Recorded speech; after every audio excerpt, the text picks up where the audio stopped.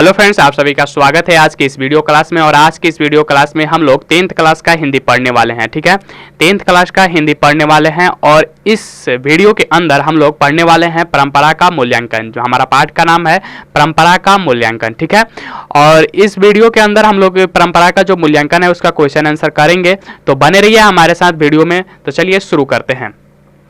सबसे पहले हम लोग डॉक्टर रामविलास शर्मा जी के कुछ जीवनी के बारे में, उनके जीवन गाथाओं के बारे में जान लेते हैं।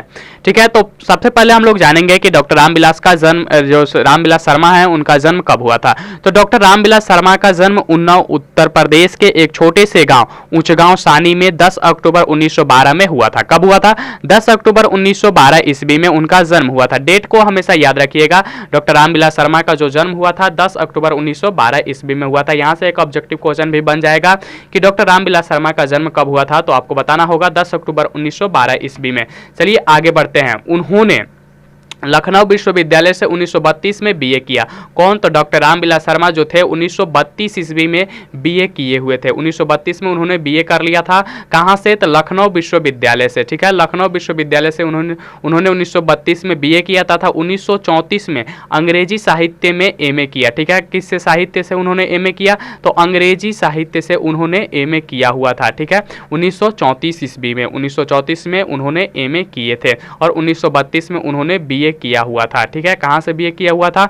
तो वे लखनऊ विश्वविद्यालय से, जो लखनऊ विश्वविद्यालय है वहां से उन्होंने बीए किए हुए थे। चलिए आगे बढ़ते हैं और भी इनके बारे में जानते हैं।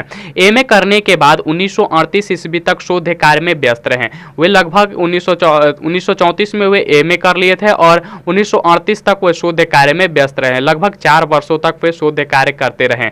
ठीक है, चलिए आगे जानते हैं इनके बारे में। 1938 से 1943 ईस्वी तक उन्होंने लखनऊ विश्वविद्यालय के अंग्रेजी विभाग में अध्यापन कार्य किया। कहाँ पे अंग्रेजी विभाग में अध्यापन कार्य किया? तो लखनऊ विश्वविद्यालय में। कब से कब तक? तो 1938 से 1943 ईस्वी तक। डेट याद रखिएगा हमेशा, 1938 से 1943। चलिए आगे बढ़ते हैं।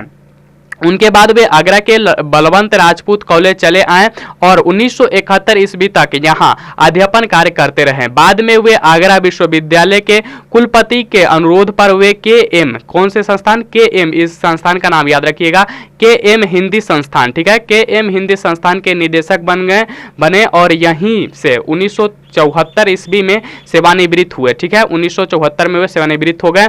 ठीक है, चलिए आगे बढ़ते हैं और आगे उनके बारे में जानते हैं। 1949 से 1953 ईस्वी तक। ठीक है, 1949 से 1953 ईस्वी तक रामविलास, यहाँ पे स ना होकर म होगा। ठीक है, याद रखिएगा।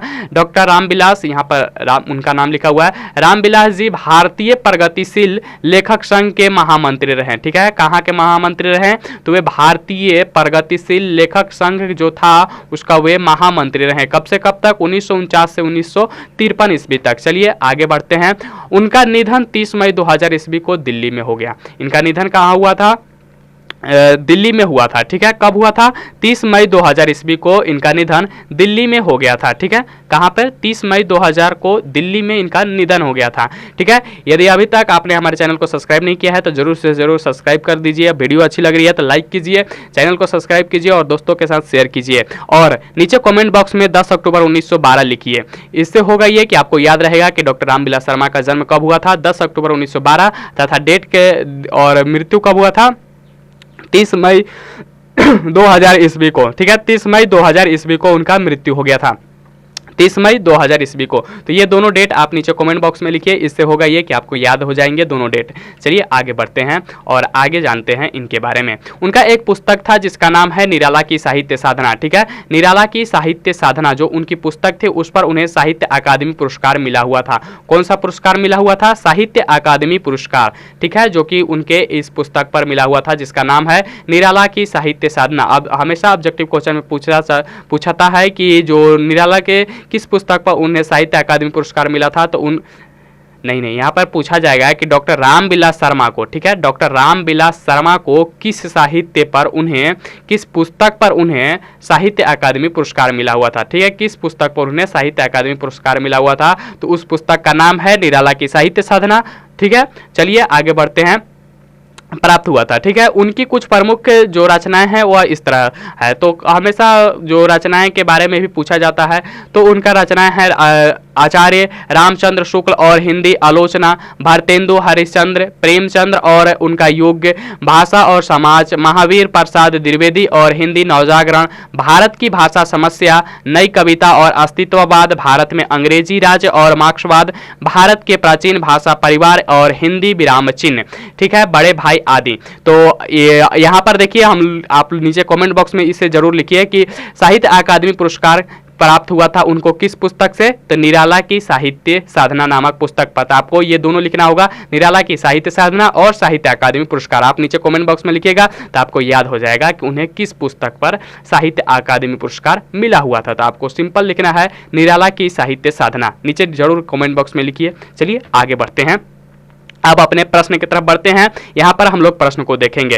प्रश्न है कि परंपरा का ज्ञान किन के लिए सबसे ज्यादा आवश्यक है और क्यों, ठीक है। तो इसका हम लोग इस तरह से उत्तर लिख देंगे कि जो लोग साहित्य में, ठीक है, जो लोग साहित्य में युग परिवर्तन करना चाहते हैं, क्रांतिकारी साहित्य रचना चाहते हैं, उनके लिए साहित्य की परंपरा का ज्ञान आवश्यक है, क्योंकि साहित्य की परंपरा से प्रगतिशील आलोचना का ज्ञान होता है, जिससे साहित्य के धारा को मोड़कर नए प्रगतिशील साहित्य का निर्माण किया जा सकता है, ठीक है। तो इस तरह से हम लोग इसका उत्तर लिखेंगे, ठीक है। चलिए आगे बढ़ते हैं अपने अगले प्रश्न की तरफ। तो यहाँ पर प्रश्न आ गया है हमारे सामने कि किस तरह समाजवाद हमारी राष्ट्रीय आवश्यकता है, ठीक है, किस तरह जो समाजवाद है हमारी राष्ट्रीय आवश्यकता है, इस प्रसंग में लेखक के विचारों पर प्रकाश डालें।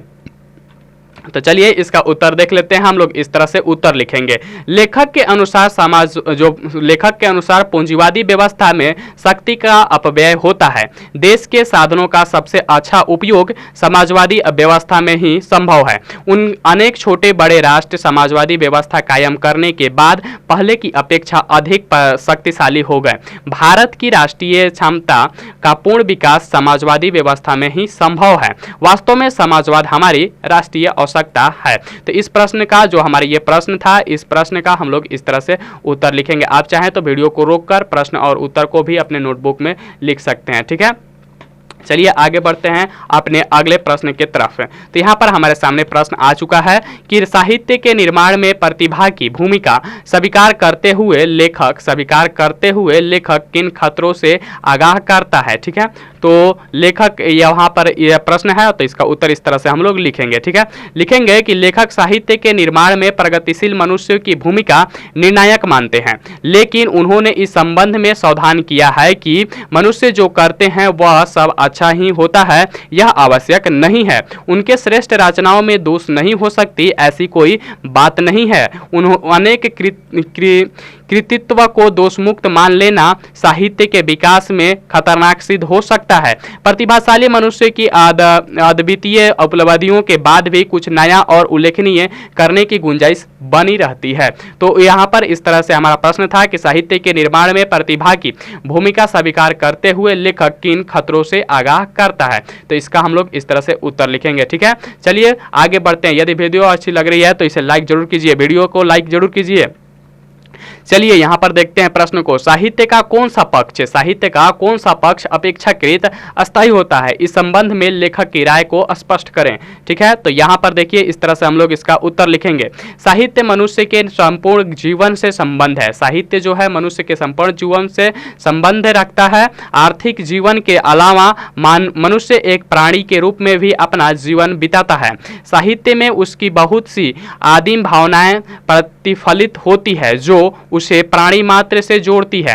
इस बात को बार बार कहने में कोई हानि नहीं है कि साहित्य विचारधारा मात्र नहीं है, उसमें मनुष्य का इंद्रियां बोध, उसकी भावनाएं भी व्यंजित होती है। साहित्य का यह पक्ष अपेक्षाकृत अस्थायी होता है। तो इस तरह से हम लोग इसका उत्तर लिखेंगे। यह हमारा प्रश्न था कि साहित्य का कौन सा पक्ष अपेक्षाकृत अस्थायी होता है, इस संबंध में लेखक की राय स्पष्ट करेंगे, ठीक है। तो इस तरह से लिखेंगे। चलिए आगे बढ़ते हैं अपने अगले प्रश्न की तरफ। प्रश्न यहाँ पर आ चुका है कि राजनीतिक मूल्यों से साहित्य के मूल्य अधिक अस्थायी होते हैं, कैसे ये बताना है, ठीक है। तो यहाँ पर लिखेंगे कि लेखक कहते हैं कि साहित्य के मूल्य राजनीतिक मूल्यों की अपेक्षा अधिक अस्थायी होते हैं, ठीक है। इसकी पुष्टि में अंग्रेज के कवि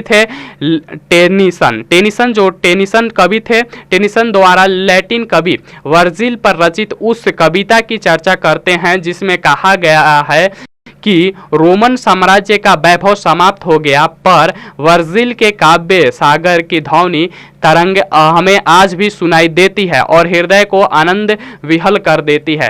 तो ये हमारा प्रश्न था कि राजनीतिक मूल्यों से साहित्य के मूल्य अधिक अस्थायी होते हैं कैसे। तो ये जब आप इस पाठ को पढ़िएगा, परंपरा के मूल्यांकन के लेसन को पढ़िएगा, तो उसमें कभी साफ साफ दर्शाना चाहते हैं कि कोई भी देश का जो राजा है वह जो अस्थायी नहीं रहता है। मतलब कहने का अर्थ है कि जो राजनीतिक मूल्य हैं, जो राजनीतिक तथ्य, जो राजनीतिक बातें हैं वह अस्थायी नहीं रहते हैं, जबकि एक कवि के द्वारा रचित पुस्तकें हमेशा अस्थायी, उसकी रचनाएं अस्थायी रहती है। तो यही दर्शाना चाहते हैं कवि। चलिए आगे बढ़ते हैं अपने अगले प्रश्न की तरफ। भारत की, अब यहाँ पर प्रश्न आ गया है कि भारत की बहुजातीयता मुख्यतः संस्कृति और इतिहास की देन है। संस्कृति और इतिहास का देन है कैसे, ये बताना है आपको। तो यहाँ पर हम लोग इसका प्रश्न का उत्तर इस तरह से लिखेंगे कि भारतीय सामाजिक विकास में व्यास और वाल्मीकि जैसे कवियों की विशेष भूमिका है। व्यास और वाल्मीकि भारत के जो हैं बहुत ही नामी और बहुत ही चर्चित कवि रहे हुए हैं इतिहास के, ठीक है,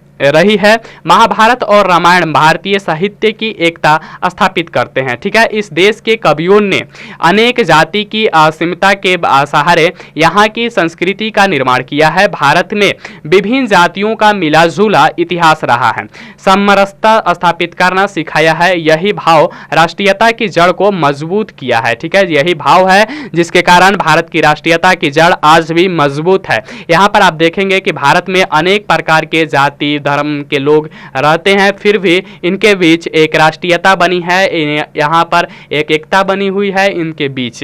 तो यही हमारी संस्कृति और इतिहास का देन है कि हम अनेक जातियों के बावजूद, अनेक धर्मों के बावजूद भी अपने आप को एकता के साथ रखते हैं और एक राष्ट्र के रूप में घोषित करते हैं। चलिए आगे बढ़ते हैं अपने प्रश्न की तरफ। प्रश्न है कि परंपरा के मूल्यांकन में साहित्य के वर्गीय आधार का विवेक लेखक क्यों महत्वपूर्ण मानता है, ठीक है। तो लिखेंगे हम लोग कि लेखक के अनुसार परंपरा के मूल्यांकन में साहित्य के वर्गीय आधार का ज्ञान महत्वपूर्ण है। इसका मूल्यांकन करते हुए सबसे पहले हम उस साहित्य का मूल्य निर्धारित करते हैं जो शोषक वर्गों के विरुद्ध जनता के हितों को प्रतिबिंबित करता है। उनके साथ हम उस साहित्य पर ध्यान देते हैं जिसकी रचना का आधार शोषित जनता का श्रम है। तो यहाँ पर परंपरा के मूल्यांकन में साहित्य के वर्गीय आधार का विवेक लेखक क्यों महत्वपूर्ण मानता है। तो यहाँ पर लेखक कहना चाहते हैं कि उस साहित्य को अधिक मूल्य देना चाहिए जो कि एक शोषित वर्ग के बारे में, एक शोषित वर्ग के विरुद्ध जनता के बारे में लिखा गया हो, बताया गया हो, उसे अधिक महत्व देना चाहिए। चलिए आगे बढ़ते हैं अपने अगले प्रश्न की तरफ। तो प्रश्न यहाँ पर सामने आ चुका है प्रश्न कि जातीय असमिता का लेखक किस प्रसंग में उल्लेख करता है और इसका क्या महत्व बताता है। तो हम लोग लिखेंगे यहाँ पर इस तरह कि साहित्य के विकास में जातियों की भूमिका विशेष होती है। अगर किसी साहित्य का विकास होना है तो उसमें जो जातियों की भूमिका रहती है वह विशेष रहती है, ठीक है। जन समुदाय जब एक व्यवस्था से दूसरी व्यवस्था में प्रवेश करते हैं तब उनकी असमिता नष्ट नहीं हो जाती। मानव समाज बदलता है, ठीक है। मानव समाज बदलता है और अपनी पुरानी असमिता कायम रखता है, अपनी पुरानी असमिता को कायम रखता है। जो तत्व मानव समुदाय को एक जाति के रूप में संगठित करते हैं उनमें इतिहास और सांस्कृतिक परंपरा के आधार पर निर्मित यह असमिता का ज्ञान अत्यंत महत्वपूर्ण है। जातीय असमिता साहित्यिक परंपराओं के ज्ञान का वाहक होती है, ठीक है, वाहक होती है। तो यहाँ पर यह प्रश्न था कि जातीय असमिता का लेखक किस प्रसंग में उल्लेख करते हैं और उसका क्या महत्व है। चलिए आगे प्रश्न को देख लेते हैं। प्रश्न है कि जातीय और राष्ट्रीय असमिताओं के स्वरूप, ठीक है, राष्ट्रीय और जातीय असमिताओं के स्वरूप का अंतर करते हुए लेखक दोनों में क्या समानता बताते हैं, ठीक है। तो लिखेंगे इस तरह से हम लोग कि लेखक ने जातीय असमिता और राष्ट्रीय असमिता के स्वरूप का अंतर करते हुए दोनों में कुछ खास समानता की चर्चा की है। जिस समय राष्ट्र के सभी तत्वों का तत्व पर मुसीबत आती है तब राष्ट्रीय अस्मिता का ज्ञान अच्छा हो जाता है। उस समय साहित्य परंपरा का ज्ञान भी राष्ट्रीय भाव जागृत करता है। जिस समय हिटलर ने सोवियत संघ पर आक्रमण किया, उस समय यह राष्ट्रीय अस्मिता जनता के स्वाधीनता संग्राम की समर्थक प्रेरक शक्ति बनी। इस युद्ध के दौरान खासतौर से रूसी जाति ने बार बार अपनी साहित्य परंपरा का स्मरण किया। ठीक है, समाजवादी व्यवस्था कायम होने पर जातीय अस्मिता खंडित नहीं होती वरना और पुष्ट हो जाती है। ठीक है, तो ये हमारा प्रश्न था, जातीय और राष्ट्रीय अस्मिताओं के स्वरूप का अंतर करते हुए लेखक दोनों में क्या समानता बताते हैं। तो इसी तरह से वे समानता बताते हैं कि यह कोई ज़रूरी नहीं है कि मतलब जो समाजवादी व्यवस्था कायम होने पर जातीय अस्मिता खंडित हो जाती है। जातीय अस्मिताएं खंडित नहीं होती है समाजवादी व्यवस्था कायम होने पर। चलिए आगे बढ़ते हैं। यहाँ पर प्रश्न है कि बहुजाति राष्ट्र के हैसियत से, ठीक है, बहुजाति राष्ट्र कहने का मतलब है कि जिस राष्ट्र में अनेक जाति के लोग रहते हैं, राष्ट्र की हैसियत से कोई भी देश भारत का मुकाबला क्यों नहीं कर सकता। यह हमारा प्रश्न है, क्यों नहीं कर सकता। तो इसका हम लोग उत्तर इस तरह से लिखेंगे कि संसार का कोई भी देश, संसार का चाहे कोई भी देश है, बहुजातीय राष्ट्र की हैसियत से इतिहास को ध्यान में रखते हुए रखे तो भारत का मुकाबला नहीं कर सकता। इसका यहाँ राष्ट्रीयता एक जाति द्वारा दूसरी जातियों पर राजनीतिक प्रभुत्व कायम करके स्थापित नहीं हुई है, वह मुख्यतः संस्कृति और इतिहास की देन है। ठीक है, संस्कृति और इतिहास की देन है। इस देश के तरह अन्यत्र साहित्य परंपरा का मूल्यांकन महत्वपूर्ण नहीं है।